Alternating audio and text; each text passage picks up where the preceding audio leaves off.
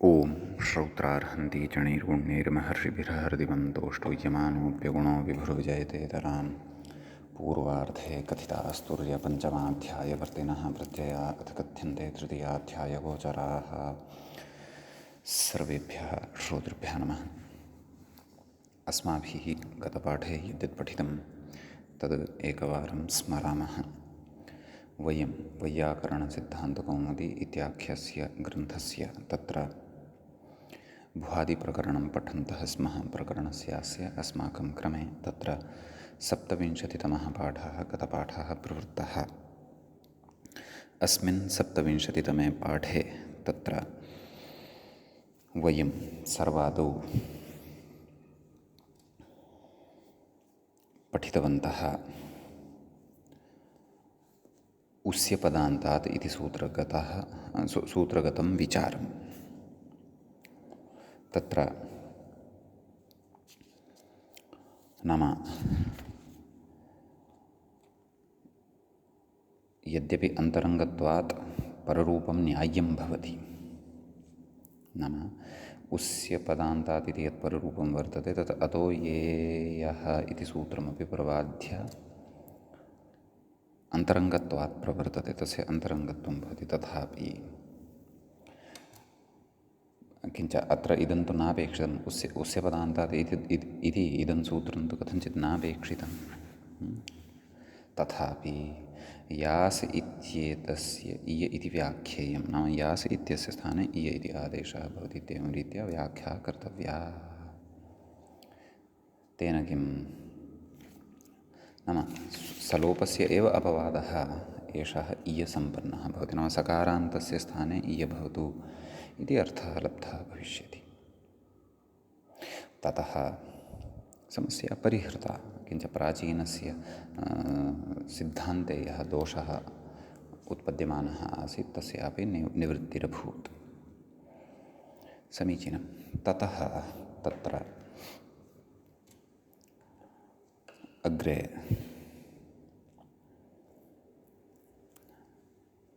लिङाशिषि नाम आशीर्लिङ्गि अस्माभिः प्रविष्टं, परन्तु ततः पूर्वं तत्र भवेयुः, भवेः, भवेतं, भवेत, भवेयं, भवेव, भवेम इत्यादीनि इमानि सर्वाणि रूपाणि चापि तत्र साधितानि। तदनन्तरं तत्र लिङाशिषि इति सूत्रं पठितम्। आशिषि यः लिङ्, तस्य स्थाने विहितः यः तिङ्, सः आर्धधातुकसंज्ञकः भवति इति सूत्रस्य अर्थः दृष्टः। तदनन्तरं किदाशिषि इत्यपि एकं सूत्रमग्रे अस्माभिः दृष्टं।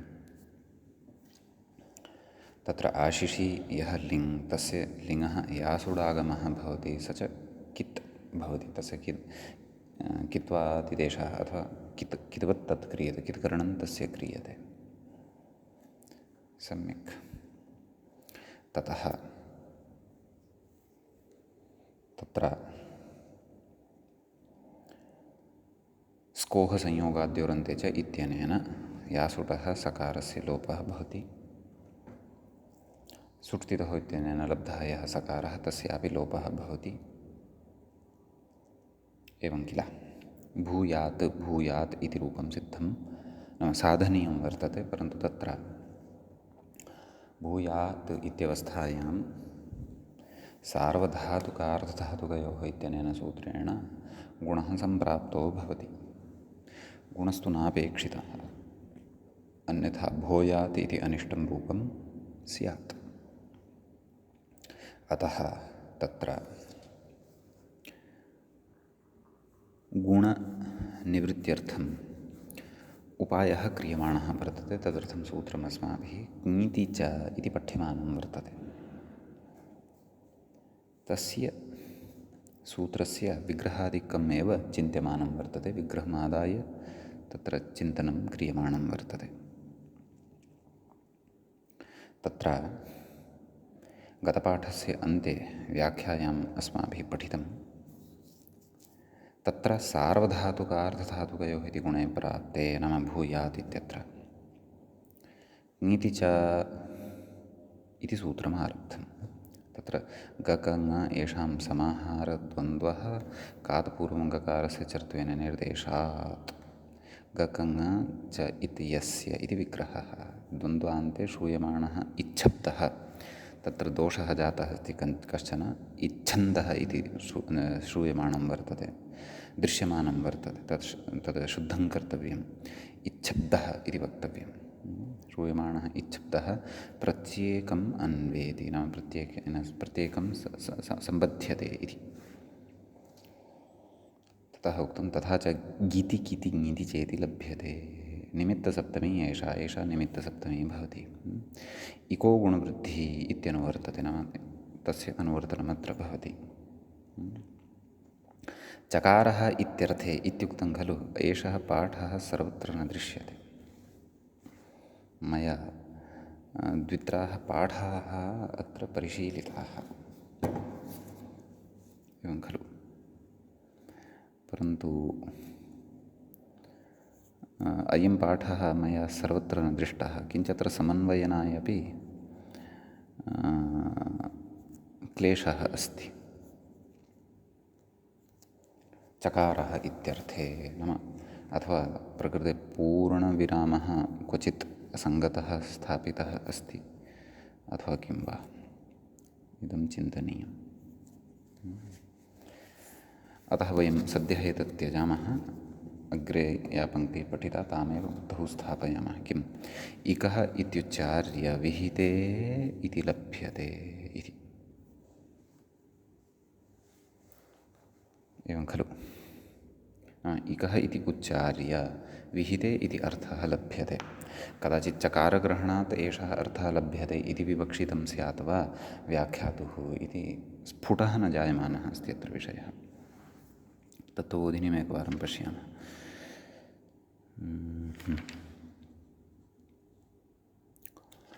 सद्यः आरम्भे तु न दृश्यते अन्ते अन्तः क्वचित् उक्तवान् स्यात् इति वक्तुं न शक्यते भवतु नाम चकारः इत्यर्थे इति च पाठः बहुत्र न दृश्यते इति मया उक्तमेव अतः सद्यः त्यजामः अग्रे एव गच्छामः इकः इति उच्चार्य विहिते इति लभ्यते इति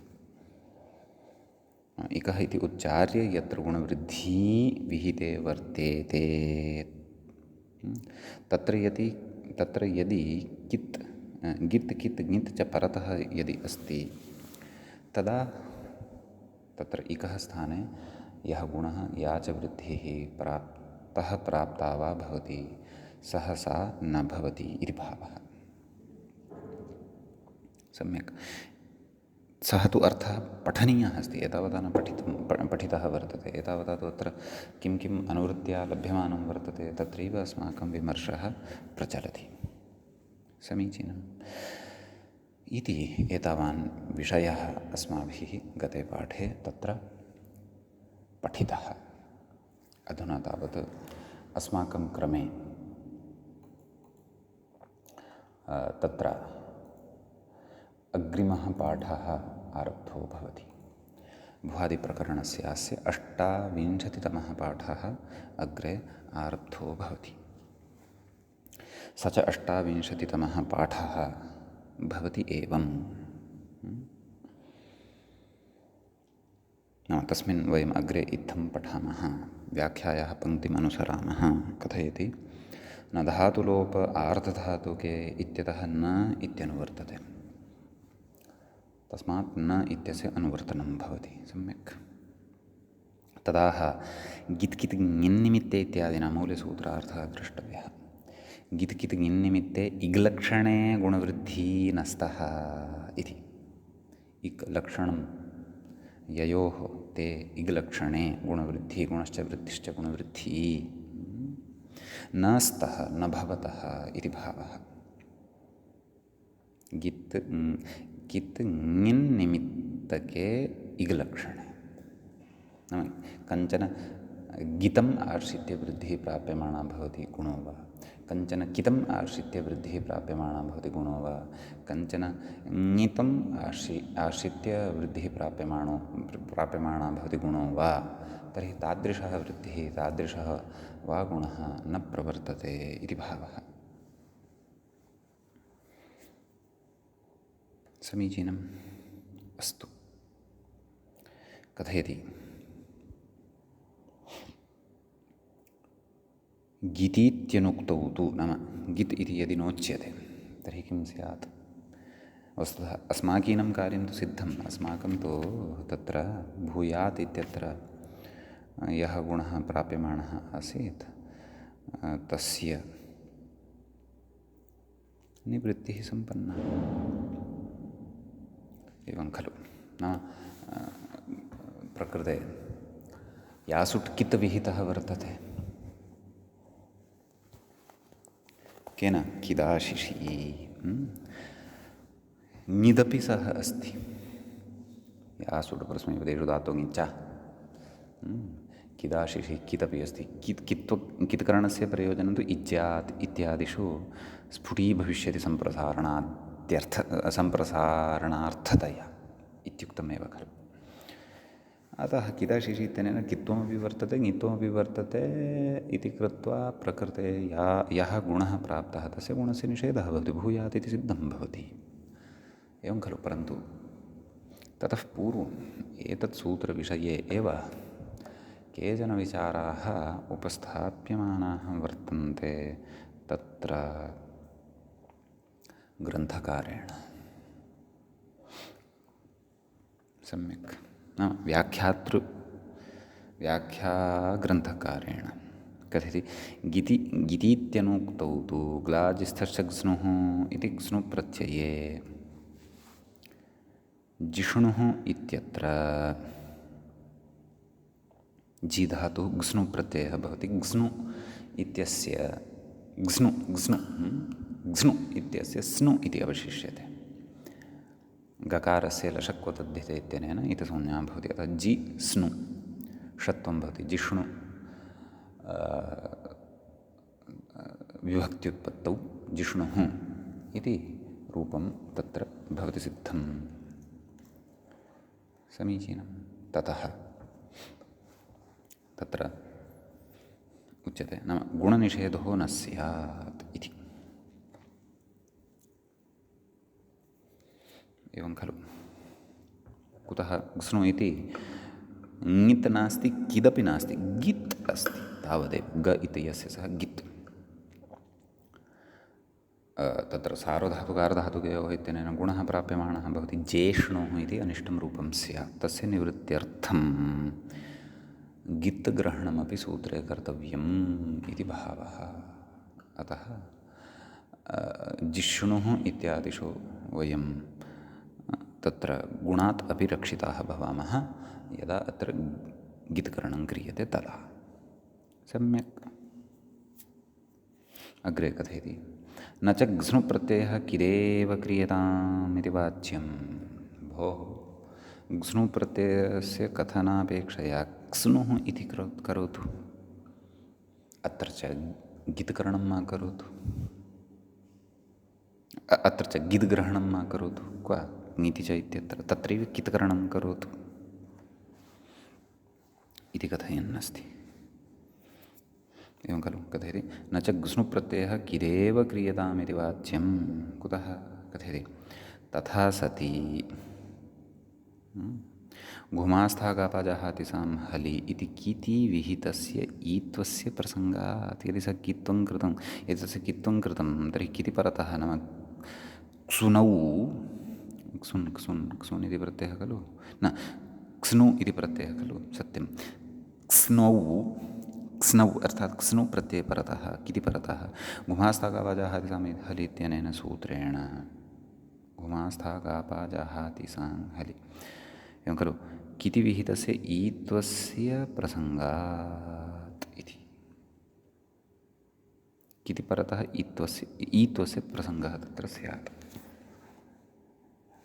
एवं खलु? तत्र घुमास्थागापाजाहाति सां, तत्र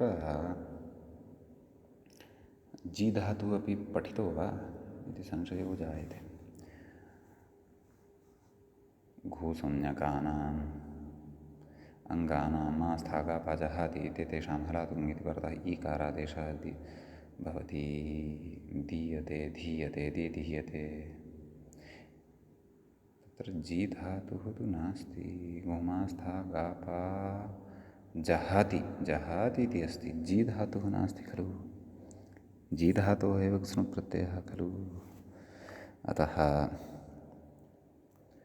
एतद् यदेतेन उच्यमानं वर्तते न च ग्स्नु इति किदेव क्रियतामिति वाच्यं, तथा सति घुमास्था गापा इति किति विहितस्य ईत्वस्य प्रसङ्गात्। अग्रे कथयति यदि तु किति गिति ङिति परतः गुणवृद्धिः नस्तः इति व्याख्यायेत तदा छिन्नं भिन्नम् इत्यत्र क्तप्रत्ययपरे लुक् अस्तु अस्तु अग्रे तु भिन्नः विचारः, परन्तु एषा पङ्क्तिः कथं सङ्गतिं गच्छति। तत्त्वबोधिन्याम् अयं विचारः अस्ति वा इति एकवारं द्रष्टव्यम्। अस्तु ङिन्निमित्त इति किति ङिति परे इकः गुणवृद्धिः नस्तः इति न व्याख्यातव्यं, न ततः पूर्वम् आगच्छन्तु। भूयात् सुट् इति गिन्निमित्त इति किति ङिति परे इको गुणवृद्धिः नस्तः इति न व्याख्यातव्यं। तत्त्वबोधिन्यामपि पश्यन्तु, छिन्नं भिन्नम् इत्यत्र लघुभूतगुणस्य अनिषेधप्रसङ्गात् न चारम्भसामर्थ्यादिशङ्क्यं चितं स्तुतम् इति इत्यादिकम् अस्ति। अग्रे अन्ये तु इति संविधाः अस्ति विचारः अस्ति। तत्र ङिति चेति सूत्रे चर्त्वेन गकारो प्रश्लिष्यते इत्याशयेन गित् किन्निमित्तम् इत्युक्तं। निमित्तः इति निमित्ते इति उक्तं।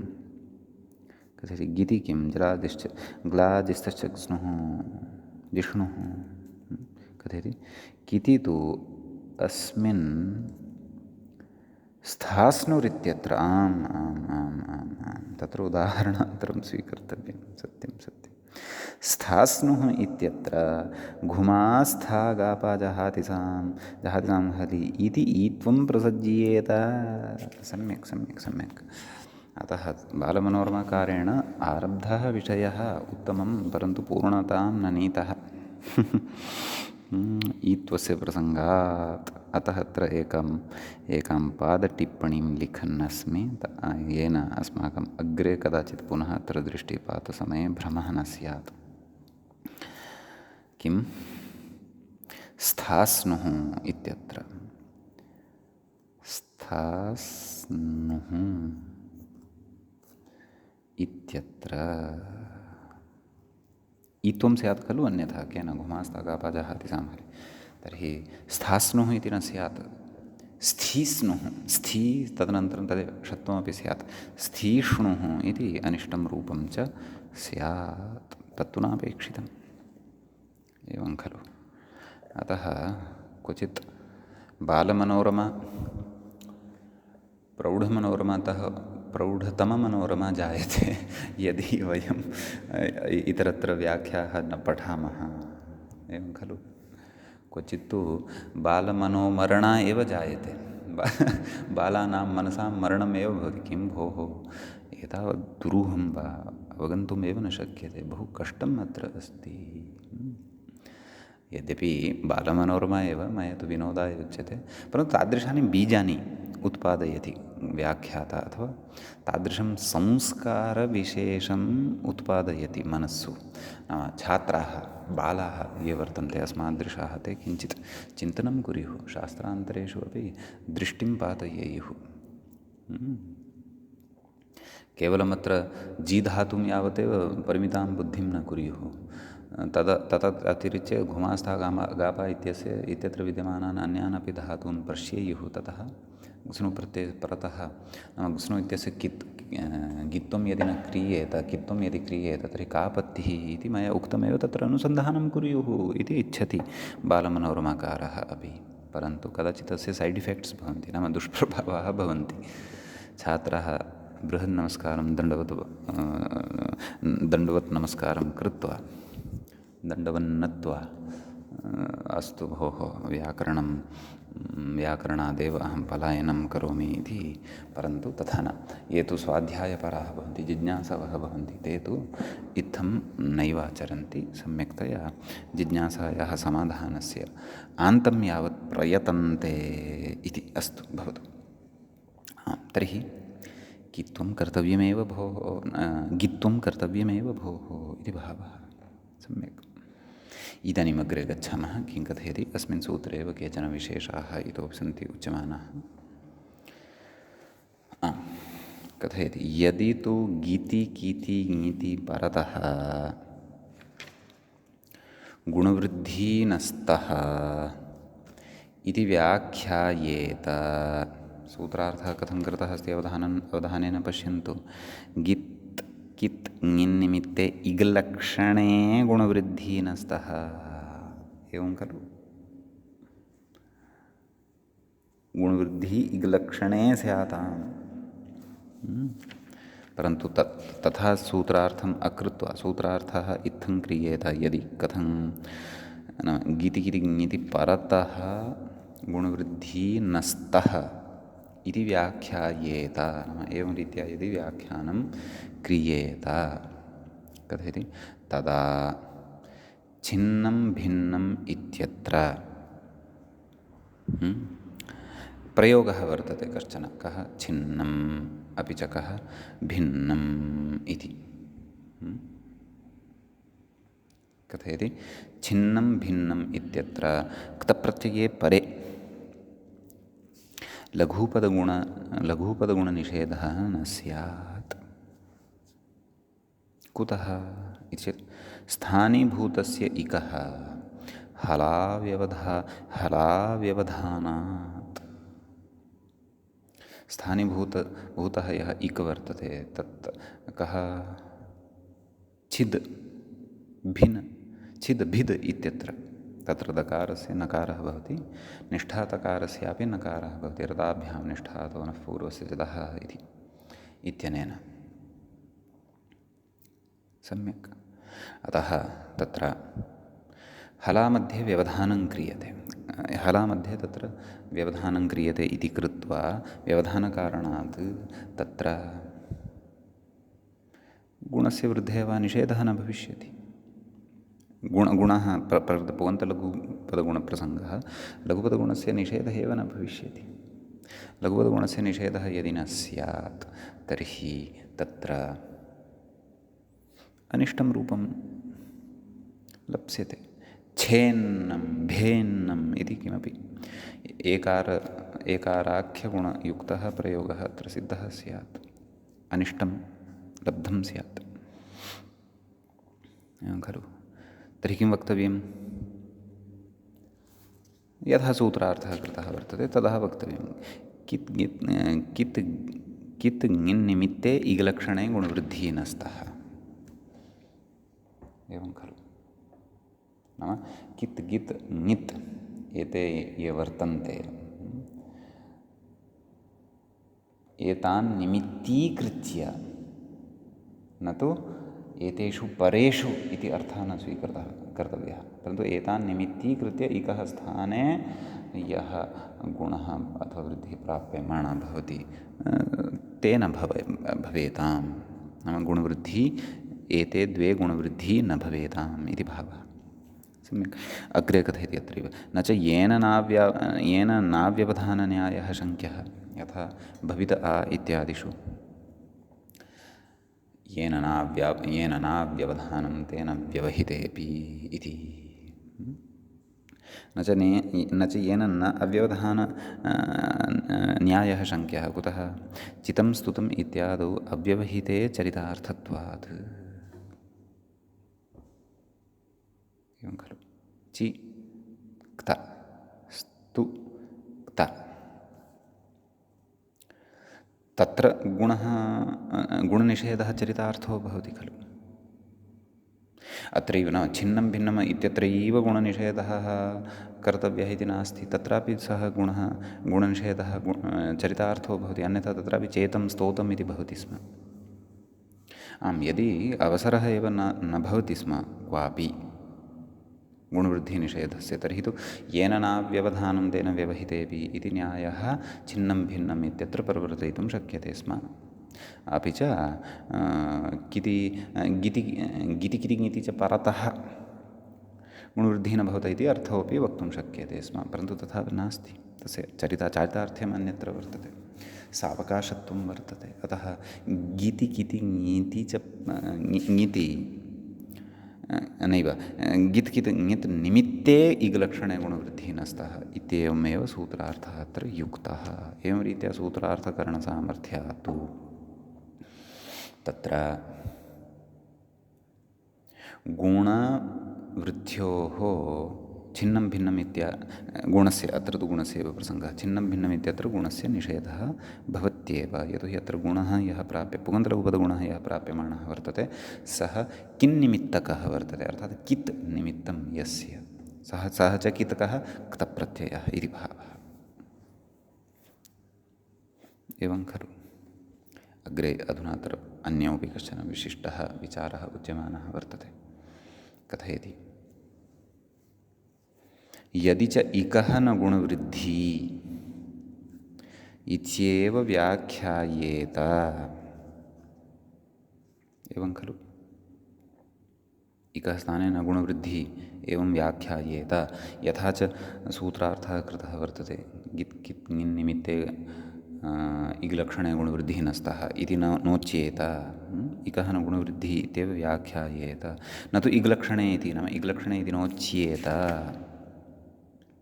कित् गित् किन् निमित्ते इगलक्षणे गुणवृद्धिः इति नोच्येत कथित तदा का आपत्तिः स्यात् तदपि उच्यमानं वर्तते।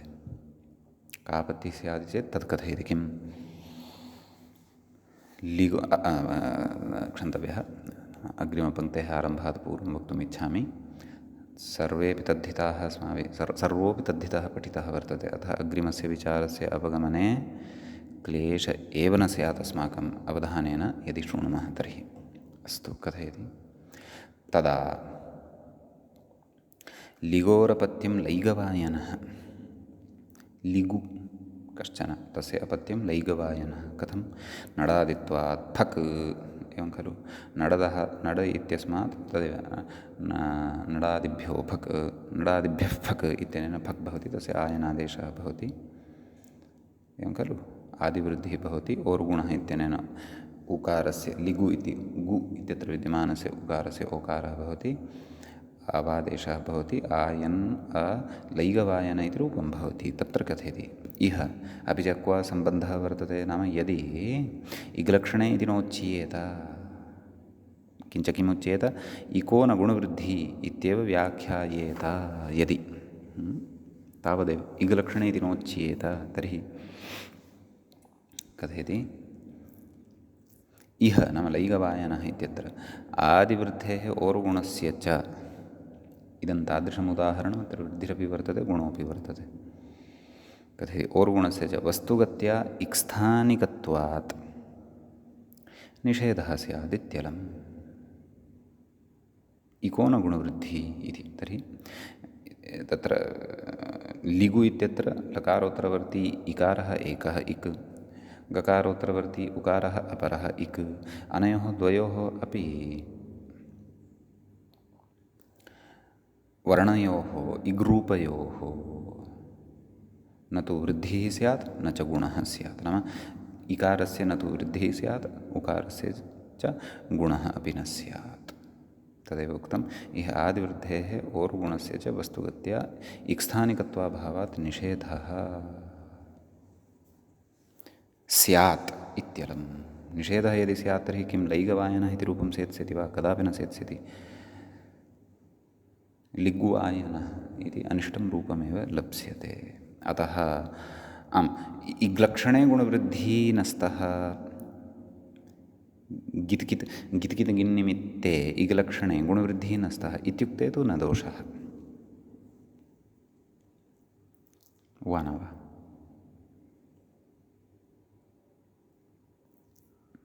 एवं खलु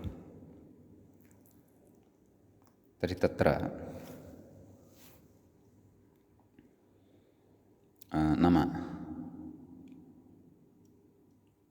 आदिवृद्धिः विधीयते अपि च गुणः विधीयते। एवं किल आदिवृद्धिः केन विधीयते? तद्धितेष्वचामादेः किमुच्यते? नैव किति च इत्यनेन विधीयते। किति परतः गुणवृद्धिः स्तः इत्युच्यते। ततः निषेधः अपि यदि प्रवृत्तः, एवं खलु, कः निषेधः इति च, तस्य च अर्थः इत्थं कृतः वर्तते। कः? इकः न गुणवृद्धिः इति तावानेव यदि अर्थः कृतः तर्हि निश्चयेन निषेधः भविष्यत्येव, तत्र प्रवृत्तिरेव न भविष्यति। यदि तु एवम् अर्थः कृतः, इग्लक्षणे गित् कित् किन् निमित्ते इग्लक्षणे गुणवृद्धिः न भवतः इति यदि उच्यते, तर्हि प्रकृते नाम लिगो लैगवायनः इत्यत्र इग्लक्षणे गुणवृद्धिः न भवतः, एवं खलु। तत्र तद्धितेषु चामादेः इत्यनेन इग्लक्षणत्वेन गुणवृद्ध्योः विधानं न क्रियते, वा न वा? परन्तु किमुच्यते? कितिणिति नाम किति परतः इति तत्र उच्यते, वा न वा? अतः तत्र गुणवृद्ध्योः प्रवृत्तिः न भवति इति किञ्चित् सूक्ष्मा बुद्धिः अत्र अपेक्षिता अस्ति। अयञ्च विचारः तत्त्वबोधिन्यामपि अस्ति। पश्यन्तु, इक इत्येवं विहिते इत्यर्थः। इगलक्षणे किं? लैगवायनः लिगोः नडादित्वात् फक् इह आदिवृद्धेः गुणस्य च वस्तुगत्या इक्स्थानिकत्वेऽपि न निषेधः। कथयति न च इकः इत्युक्तेऽपि किति च इति आरम्भसामर्थ्यादेव निषेधो न भवेदिति शङ्क्यं। कथयति नाडायनादौ तस्य चरितार्थत्वात्, एवं खलु। नाडायनादौ इति तत्र किति च इत्यादीनां चारितार्थ्यम् अस्ति इति। सम्यक् नाम तदेव किति तत्र किं फकि सति तत्र इग्लक्षणं नाम कित् ङित् ङित् नाम किल्लक्षणं गुणवृद्धिः नाम यथा अत्र सूत्रार्थः क्रियते खलु, गित् कित् ङिन् निमित्ते इग्लक्षणे गुणवृद्धिः न स्तः, तत्र किति परतः इत्युक्तं वर्तते। किति परतः वृद्धिविधानं भवति इत्युच्यते। तत्र किति परतः वृद्धिविधानं भवति, कस्य स्थाने भवति इति नोक्तं। क्षन्तव्य किं तद् तद्धितेष्वचामादेः इत्युक्तं। तद्धितेषु यः आदिः अच् तस्य वृद्धिः भवति, न तु इकः वृद्धिः तत्र उक्ता वर्तते। इग्लक्षणा वृद्धिः तत्र नास्ति, अतः एव तत्र वृद्धिः न भवति। अतः अयं सूक्ष्मः अंशः तत्र बुद्धौ स्थापनीयः वर्तते। एतेनैव च किं नाम इग्लक्षणत्वं तत् स्पष्टीकर्तव्यं वर्तते। अत एव खलु एतावन्ति उदाहरणानि प्रदाय व्याख्यात्रापि तत्र स्पष्टीकरणं कार्यमाणं वर्तते। नाम पूर्णतया अत्रैव सूत्रार्थः अवगतः भवतु। अग्रिमेषु प्रकरणेषु अभ्रमः यथा स्यात् विषयः तदर्थम् इति भावः। समीचीनं। ततः तत्र इति एतावत् उक्त्वा कथयति इत्यलं नाम अस्मिन् विचारे एतावान् विचारः एतावत् सद्यः पर्याप्तम् इति कथयति। सम्यक्। अग्रे किं कथयन्नस्ति इति पश्यामः। आम्, कथयति भूयात्। अधुना भूयात् इति रूपं कथयति। इह आर्धधातुकत्वात् लिङ्गस्सलोपो नन्त्यस्य इत्यस्य अप्रवृत्तेः, नाम तस्य तु प्रवृत्तिः न भवति, तस्य सार्वधातुके परतः एव प्रवृत्तिः भवति इति वयं जानीमः। कथयति इत्यस्य अप्रवृत्तेः स्कोः संयोगाद्योरन्ते च इति सलोपः इत्युक्तं न विस्मर्तव्यं। नाम स्कोः संयोगाद्योरन्ते च इत्यनेन एव सलोपः भवति इति यदुक्तं तन्न विस्मर्तव्यं। तच्च अस्माभिः कृतमपि पूर्वं व्याख्यात्रा एव स्वयमेव उक्तं, परन्तु पुनः स्मारयन्नस्ति तन्न विस्मर्तव्यम् इति। सम्यक्। अग्रे कथयति न चैवमपि संयोगादिलोपस्य असिद्धत्वात् हल्ङ्यादिलोपः स्यात् इति वाच्यम्। सुटि या सुटि च सति ताभ्यां विशिष्टस्य एव प्रत्ययत्वेन अपृक्तत्वाभावादित्यलम्। आम्, एषा पङ्क्तिः अत्रैव स्पष्टीकर्तव्या वर्तते। पश्यन्तु किमुक्तवान् नाम स्कोसंयोगाद्योरन्ते च इत्यनेन सकारयोः लोपः भवति। नाम सुटस्सकारस्य अपि च यासुटः सकारस्य इत्येवं किल। ततः कथयति न चैवमपि संयोगादिलोपस्य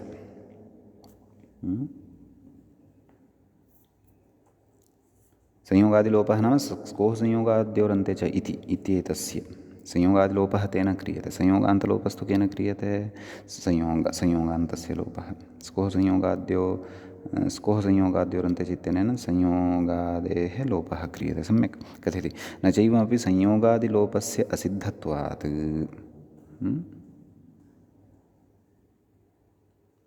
हल्ङ्यादिलोपः स्यात्। एवं किल। संयोगादिलोपस्तु त्रैपादिकः विषयः, हल्ङ्यादिलोपश्च तत्र सपादसप्ताध्यायीस्थः विषयः। षष्ठं विधानं तद्भवति, नाम षष्ठाध्यायस्थं विधानं भवति। तर्हि तस्य असिद्धत्वात् हल्ङ्यादिलोपः स्यादिति वाच्यं। हल्ङ्यादिलोपः यदि जातः तर्हि तु भूयात् इति तकारः एव न शोष्यते, तस्य लोपः भविष्यति। सूति सी हल्ति इत्यस्यैव खलु अयं तकारः अवशिष्टः वर्तते, तस्य लोपः भविष्यति। तथा न वक्तव्यं। कुतः न वक्तव्यं? वदामि अहं तु कथं निवारणं तस्य उच्यते इत्येतत् निवारणं श्रूयतां। तर्हि तत् कथयति सुटि या सुटि च सति। सुडपि विहितः वर्तते अत्र। भू यास सत् तत्र द्वितीयः सकारः यः सः सुट् सुटितोः इत्यनेन लब्धः, यस्य श्रवणं स्फुटमग्रे भविष्यति इत्युक्तम्। अपि च या सुटः अपि सकारः अस्ति अत्र। सम्यक् सुटि या सुटि च सति ताभ्यां विशिष्टस्य एव, ताभ्यां विशिष्टस्य नाम ताभ्यां सहितस्य एव प्रत्ययत्वेन अपृक्तत्वाभावादित्यलम्। एवं खलु। नाम ताभ्यां सहितस्य एव अत्र प्रत्ययत्वं भवति। कस्य? तिप् इत्यस्य। यतः तिपः एव सुट् विहितः वर्तते, तिपः एव या सुट् विहितः वर्तते, तिपः एव सुट् तिपः एव यदि या सुट्, तर्हि सः अपृक्तः क्व स्थितः? न खलु। हल्ङ्याभ्यो दीर्घात् सुति सि अपृक्तं हल् इति तत्र उच्यते। अयं तु अपृक्तः नास्ति खलु। अस्य तु आगमद्वयं विहितं वर्तते। कथम् अपृक्तः? कथं वा भवान् अत्र हल्ङ्यादिलोपं कर्तुं शक्नुयात्? एवं खलु। सः न प्रवर्तते यदि, तर्हि प्रकृते स्कोः संयोगाद्योरन्ते च इत्यस्य एव प्रवृत्तिः भवति। स्कोः संयोगाद्योरन्ते च इति यदि प्रवृत्तं, तर्हि हलन्तात् परतः अयं ति इत्यस्य त न लभ्यते इति भावः। समीचीनं। तर्हि एवं रीत्या युक्त्या शास्त्राणि साधितानि वर्तन्ते महद्भिः विद्वद्भिः, अथवा शास्त्राणां सरलीकृत्य बोधनम् अस्मभ्यं कृतं वर्तते इति भावः। अस्तु। प्रथमपुरुषस्य एकवचनस्य आशीर्लिङि भूयात् इति रूपं सिद्धं। सम्यक्। ततः प्रथमपुरुषस्य द्विवचने तत्र प्रयोगः भवति भूयास्ताम् इति। सम्यक्। तत्र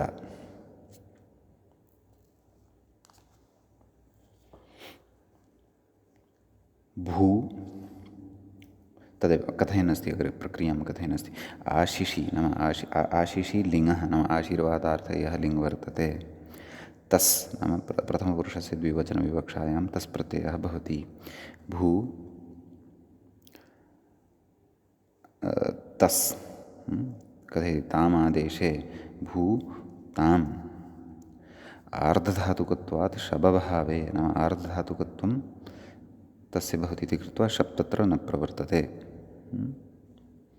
भू क्षन्तव्य शब् न भवति। यासुडागमे भूयास् ताम् क्षन्तव्य भूयास् तस्तसः तामादेशः खलु कृतः सत्यं सत्यं भूयास्ताम् कथयति अतः परत्वाभावात् इयादेशाभावे सुटी झल्परसंयोगादित्वेन यासुटः सकारस्य लोप अत्र पश्यन्तु पुनः आगच्छन्तु उपरि शबभावे यासुडागमे इति उक्तं खलु का स्थितिः भूयास् ताम् अस्य सुडागमः अपि भवति खलु भूयास् स् ताम् यतोहि सुष्ठितोः सम्यक् अग्रे अतः परत्वाभावात् अकारः अत्र नास्ति इयादेशः भावे नाम यास् इत्यस्य इयादेशः न भवति कथयति सुटि सुट् अत्र विहितः वर्तते कथयति झल्परसंयोगादित्वेन एवं खलु झल् परतः कः वर्तते ताम् इत्यस्य तकारः तस्य आदौ अत्र संयोगः वर्तते यासुटः सकारस्य सुटः सकारस्य च कथयति संयोगादित्वेन यासुटः सकारस्य लोपः गुणनिषेधश्च एवं खलु यासुटः यः सकारः तस्य लोपः भवति एवं खलु गुणनिषेधः केन ङिति च नाम भू इत्यस्य गुणः न भवति परन्तु प्रकृते सुटः सकारः अपि अस्ति खलु मानव यासुटः सकारस्तु भवता उक्तः सुटः सकारस्य किं करिष्यति भोः इति चेत् तस्य पदान्ते विद्यमानः संयोगः यः तस्य संयोगस्य आदित्वात् आदौ विद्यते यः सकारः तस्य सकारस्य लोपः वक्तव्यः वा न वा सुडपि अस्ति एव किल तस्य निवृत्तिः कथम् एवं खलु यतोहि तस्य च ताम् आदेशः कृतश्चेदपि तकारस्तु परतः अस्ति एव इति वक्तव्यम् अस्तु अविशेषान् नोक्तं स्यात् इति अहं चिन्तयामि अथवा मम चिन्तनमपि दुष्टं भवितुमर्हति परिशीलनीयं भवद्भिः अस्तु मया तु मम बुद्धेः अनुसारम् उक्तं भवतु नाम अग्रे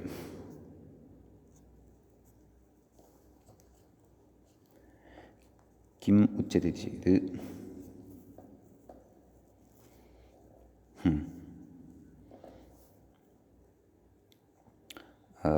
भूयास् आमां नाम सकारस्य लोपगुणनिषेधश्च तर्हि किं रूपमायातं भूयास्ताम् इति ओह् क्षन्तव्यः भूयास्तां सुटः लोपं कर्तुं गतवान् खलु अहं मम दोषः इदानीं मम दोषः अवगतः यदा निष्पन्नं रूपं दृष्टवान् तदा बुद्धिः आगता यत् सुट् तु न सुटः लोपः कथं भविष्यति किं पदान्ते अस्ति वा संयोगः नास्ति खलु सुटः सकारानन्तरं किम् अस्ति ताम् अस्ति वा न वा सुटः सकारानन्तरं ताम् अस्ति अतः तस्य नाम संयोगादिः अयं पदान्ते विद्यमानः संयोगादिः अयं सकारः न लभ्यते संयोगः अस्ति इति अङ्गीकुर्मः तन्नास्ति इति न अङ्गीकुर्मः तन्नास्ति इति न वदामः नाम सकारतकारयोः संयोगः वर्तते परन्तु ततः परतः झल् अस्ति वा नास्ति ततः परतः कः अस्ति स्वरः आ इति अस्ति आम् इत्यस्य आ इति अस्ति पदान्ते नास्ति अयं संयोगः अतः अत्र सुटः सकारः न लुप्यते किञ्च तद्वचनमपि अधुना सम्यक् स्मृतं किं सुटश्रवणं तु आशीर्लिङि तद्भूयास्ताम् इत्यत्र एवं खलु ततोपि स्फुटं तु स्फुटतरं तु तत्र आत्मनेपदे नाम तदेव एधीशीष्ट इत्यादिषु एवं खलु आं तर्हि स्पष्टता जाता। अहं भ्रान्तः आसं, तस्याः भ्रान्तेः निवारणम् अभूत्। अस्तु, इदानीं बहुवचने तर्हि एकवचने किं रूपं साधितं? भूयात्। द्विवचने भूयास्तां। बहुवचने भूयासुः इति कथयति। झेर्जुसि यासुडागमे गुणनिषेधे रूपं यासुड् भवति। अत्र सुट् न भवति। कुतः?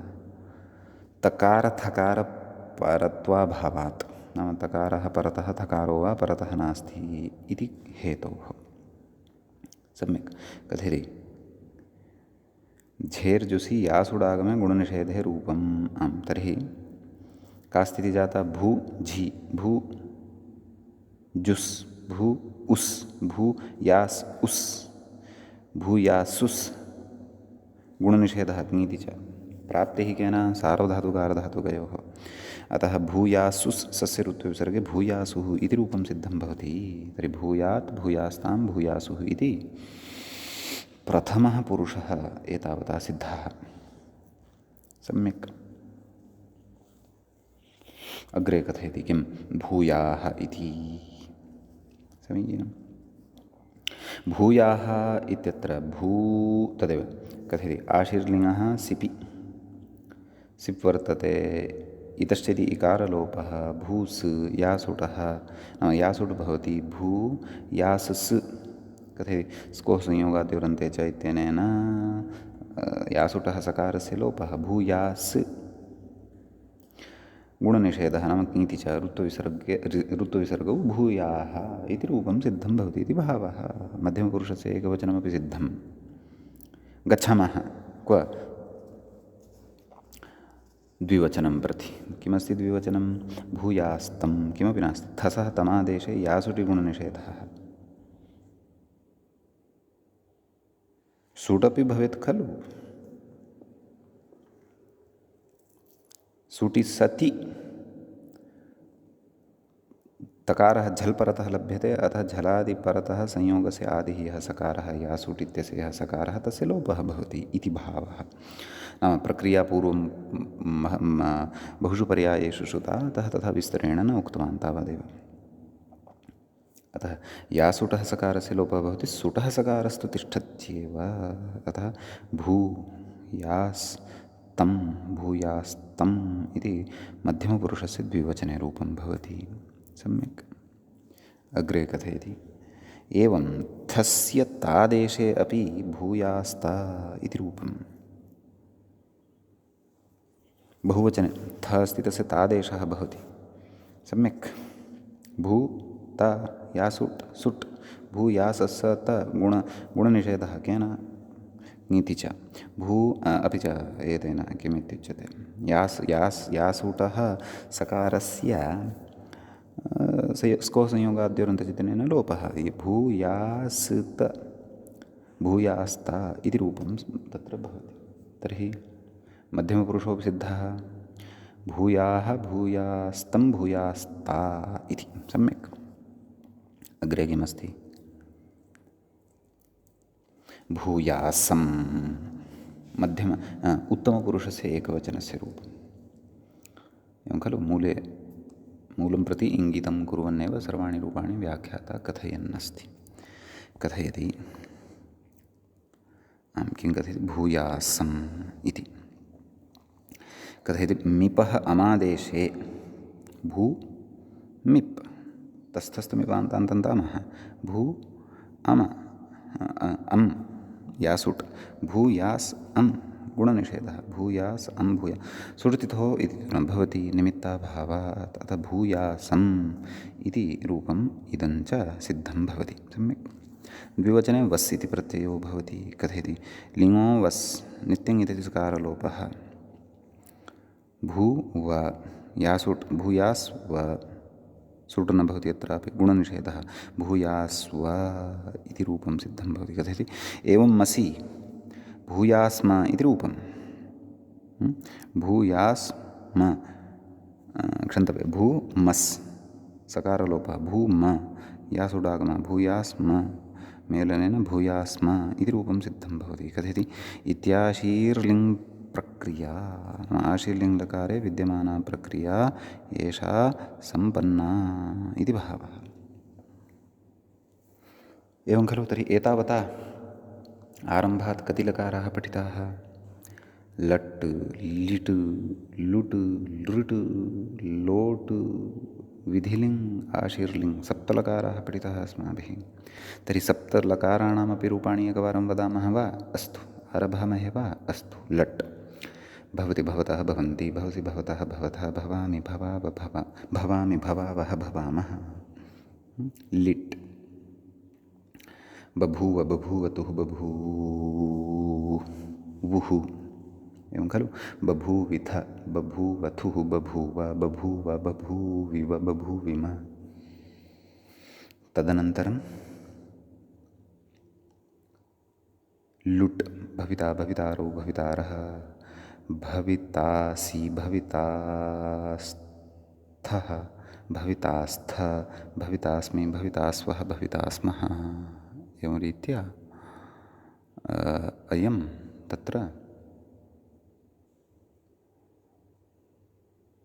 लुट् साधितः अस्माभिः। तदनन्तरं लोट्, लृट्, भविष्यति, भविष्यतः, भविष्यन्ति, भविष्यसि, भविष्यथः, भविष्यथः, भविष्यामि, भविष्यावः, भविष्यामः। सम्यक्।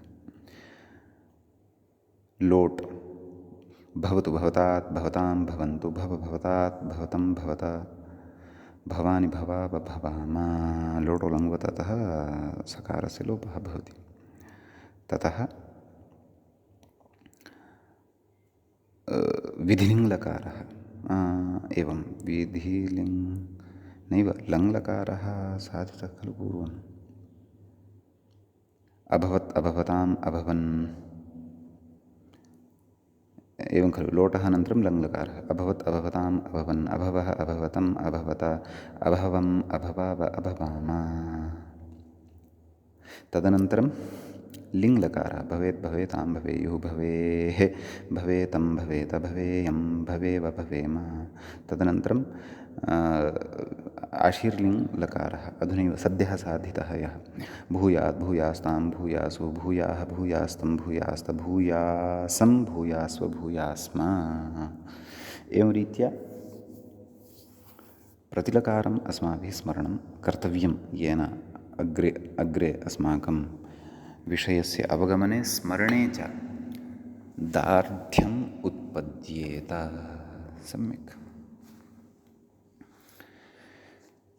इदानीम् अग्रिमः लकारः अत्र वर्तते, प्रवेष्टव्यः। किं कथयति अग्रे? सूत्रं कथयति। लुङ्। किमस्ति सूत्रं? लुङ् तावदेव। एवं किल? सूत्रे एकमेव पदं वर्तते। इदञ्च पदं प्रथमा विभक्तेः एकवचनान्तं भवति, तावदेव। कथयति? धातोः इति भूते इति चाधिकृतं।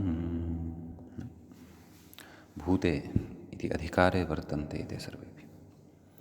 अपि च धातोः प्रत्ययः परश्च इत्यपि आयाति। यतोहि लुङ् इति स्वयम् एकः प्रत्ययः वर्तते। अस्तु। कथयति? तदाह भूतार्थवृत्तेरिति मूले द्रष्टव्यम्। भूतार्थवृत्तेः धातोः लुङ् स्यात्।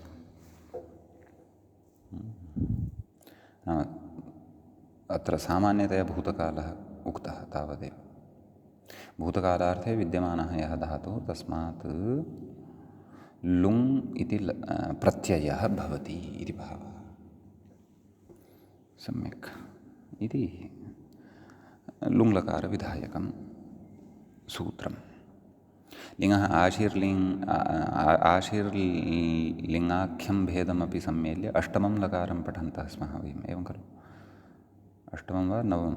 लट्, लिट्, लुट्, लृट्, लोट्, लङ्, लिङ्, विधिलिङ्, नवमं पठन्तः स्म। आशीर्लिङ् अपि च नवमं लुङ्। दशमः भविष्यति लृङ्लकारः। सम्यक्। लेट् तु वैदिकप्रकरणे एव चर्चयिष्यते। अस्तु, भवतु नाम। अग्रे पुनः अत्र सूत्रं वर्तते। तत्र लुङ्लकारविधायकम् इतोपि एकं सूत्रं वर्तते, परन्तु तत्र स्थितिविशेषः अपेक्षितः भवति, तदा एव तस्य विधानम् अस्माभिः शक्यं कर्तुं। सम्यक्। तच्च वर्तते एवं। माङिलुङ् इत्यस्ति। माङिलुङ् इत्यत्र द्वे पदे स्तः। माङि इति एकं पदं वर्तते, सप्तम्यन्तमिदं पदं भवति, सप्तमीविभक्तेः एकवचनान्तं भवति। लुङ् इति तत्र प्रथमान्तं भवति, प्रथमाविभक्तेः एकवचनान्तं भवति। तार्तीकम् इदं सूत्रं नाम तृतीयाध्यायस्थमेव वर्तते, तृतीये पादे भवति। पञ्चसप्तत्युत्तरशततमं सूत्रम् इदं भवति। एवं खलु। प्रकृते तदेव धातोः अधिकारे विहितः अयम् अपि, तद्धातोः प्रत्ययः परश्च इत्येतत् अनुवर्तते। सम्यक्।